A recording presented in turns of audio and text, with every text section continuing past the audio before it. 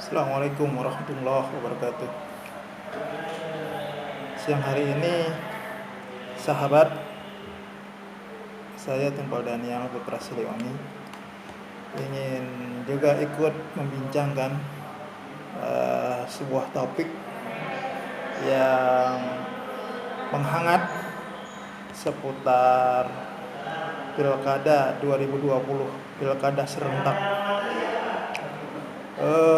Pilkada ini ramai dibicarakan, mengingat pertama Pilkada serentak sudah mengalami penundaan, mestinya berlangsung pada bulan ini September, tapi diundur di bulan Desember 2020. Dan saat ini, setelah pengunduran itu, muncul sesuatu hal yang sangat mengkhawatirkan masyarakat Indonesia pada umumnya, yaitu menggilanya COVID-19 di awal Agustus hingga bulan September ini. Bahkan menurut data, kini masyarakat Indonesia yang sudah terpapar tidak kurang dari 250.000 orang, dan yang meninggal juga lebih daripada 9.000 jiwa. Tentu saja ini mengkhawatirkan, dan peningkatannya setiap hari. Per hari ini 23 September itu berjumlah 4.000-an, yang sebelumnya di kisaran 1.000, 2.000, 3.000, dan sekarang 4.000. Artinya terus meningkat. Peningkatan ini tentu saja berdampak banyak hal. Yang pertama tentu saja adalah di bidang kesehatan. Pengelolaan kesehatan oleh pemerintah juga merasa khawatir bila ini tidak terkendali, maka akan terjadi chaos di rumah sakit karena tidak lagi tertampung pasien COVID-19 ini untuk mendapati perawatan yang baik. Bila mana perawatan itu tidak baik, maka berakibat kematian masif itu akan terjadi. Tentu saja ini semua pihak tidak mengharapkannya. Ini problem. Lalu kepentingan pemerintah untuk melaksanakan melaksanakan pilkada serentak di Desember 2020 ini juga dengan pertimbangan banyak hal yang tentu saja dari sisi kepentingan sistem bernegara. Memang negara kita ini sebagai negara kesatuan yang bersifat desentralisasi, ada pemerintahan pusat dan ada pemerintahan daerah, di mana pemerintahan daerah ini saat ini tidak kurang dari 200 lebih penyelenggaraan pemilihan kepala daerah akan berlangsung, mengingat jabatan kepala daerah saat ini itu akan berakhir di bulan Februari 2021.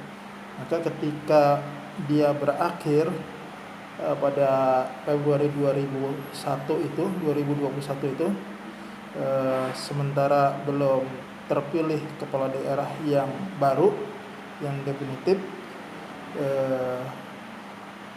itu akan menimbulkan problem tersendiri dari sisi pengelolaan manajemen pemerintahan, yang berdampak juga akan menjadi persoalan dari draft pembangunan itu sendiri. Karena siapa yang bertanggung jawab dalam hal pengelolaan keuangan daerah dan pemerintahan daerah, ini jadi masalah. Belum lagi akan muncul friksi-friksi politik yang tentu saja tidak perlu. Itu akan mengemuka. Oleh karena itu, perbincangan kita kali ini adalah di mana satu kubu yaitu akan tetap melanjutkan pilkada serentak pada Desember 2020 ini dengan pertimbangan asas legalitas dan tertib manajemen pemerintahan yang berkorelasi langsung terhadap pembangunan bangsa, dan pembangunan bangsa itu juga meliputi bukan hanya bidang pemerintahan tetapi juga kepentingan masyarakat secara umum termasuk kesehatan juga. Lalu di kubu yang lain adalah masyarakat sipil yang diawali dengan penolakan oleh Nahdlatul Ulama, juga diikuti oleh Muhammadiyah, dan sekarang banyak juga diikuti oleh ormas-ormas lainnya, Komnas HAM dan lain sebagainya, agar pilkada ini kembali ditunda pelaksanaannya sampai kita yakin betul pandemik ini tidak lagi mengkhawatirkan. Nah, dengan dasar kondisi perkembangan COVID-19 saat ini itu sangat mengkhawatirkan. Bila mana terjadi atau dilangsungkan pilkada 2020 di bulan Desember, maka kerumunan itu tidak ada yang bisa menjamin tidak akan terjadi. Bila mana kerumunan ini meningkat di seluruh wilayah di Indonesia, maka bisa dipastikan COVID-19 ini semakin dahsyat akibatnya kepada rakyat Indonesia. Maka ini yang dipikirkan dari argumentasi utama bahwasanya nyawa, jiwa manusia rakyat Indonesia itu jauh lebih penting ketimbang proses demokrasi untuk meraih kekuasaan itu. Pro dan kontra ini semakin mengental, mengkristal, di mana kubu yang satu yaitu kubu pemerintah, yaitu pemerintah itu sendiri, kemudian DPR RI dan kemudian KPU sebagai penyelenggara ini bersikukuh untuk bertahan di Desember 2020. Sementara masyarakat sipil bahkan dibantu lagi dengan polling yang dilakukan oleh banyak pihak itu menunjukkan bahwasanya respon masyarakat itu negatif kalau pilkada itu dilangsungkan di bulan Desember. Bahkan ILC melalui presiden ILC-nya Datuk Karni Ilyas membuat polling yang diikuti oleh 8.000 voter, itu 91% menolak kalau pilkada dilangsungkan di bulan Desember ini. Nah, ini petanya. Lalu bagaimana dengan solusinya? Solusinya tentu saja kita harus beranjak kepada perundang-undangan itu sendiri. Undang-undang pemilu kada itu sesungguhnya memungkinkan penyelenggaraan pemilu itu ditunda berdasarkan kesepakatan pemerintah, dalam hal ini Kementerian Dalam Negeri, DPR RI, dan penyelenggara pemilu itu sendiri, KPU. Jadi tiga pilar inilah yang menentukan sesungguhnya penjadwalan pilkada ini mau bertahan di bulan Desember atau diundur. Kita ketahui sebelumnya KPU sudah membuat skenario alternatif penyelenggaraan pemilu kada itu. Bahkan di dalam salah satu alternatifnya itu bisa dilakukan di bulan Maret 2021 atau September 2021. Nah, jadi tenggang waktu ini sesungguhnya bisa menjadi pemikiran ulang dari pihak pemerintah dan DPR RI untuk pilkada itu memungkinkan diundur. Tapi memang kalau kita lihat atau pernyataan Presiden Jokowi, itu menyatakan sampai hari ini pun tidak bisa dijamin di bulan Maret 2021 atau September atau kapan saja COVID-19 ini akan bisa terkendali. Karena hukum ketidakpastian ini ada pada satu sisi, sementara hukum kepastian yang lainnya, yaitu Februari 2021 itu kepala daerah sudah berakhir masa tugasnya. Maka ketika berakhir masa tugasnya, maka akan ada kevakuman kekuasaan. Kevakuman kekuasaan di daerah ini hanya bisa digantikan oleh PLT, tetapi PLT pun tidak kuat dalam posisinya dalam hal mengelola pemerintahan daerah dan pembangunan secara keseluruhan. Ini problemnya. Itu dikhawatirkan terjadi gesekan politik dan konflik yang tidak diinginkan. Ini juga akan berdampak luas kepada keutuhan negara kita sebagai negara kesatuan.